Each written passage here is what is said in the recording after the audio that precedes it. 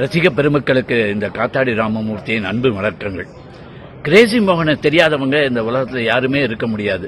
அதுவும் அவர் எனக்கு எழுதி கொடுத்த ஐயா அம்மா அம்மம்மா நாடகத்தை இன்னைக்கு அமெரிக்காவில் எல்லார் வீட்டிலையும் இப்பவும் கேட்டு ரசிச்சுக்கிட்டு இருக்கீங்கிறது எனக்கு தெரியும். அவருக்கு ஒரு பெரிய ட்ரிபியூட்டு பே ஏரியாவில் ஏற்பாடு பண்ணியிருக்காங்க.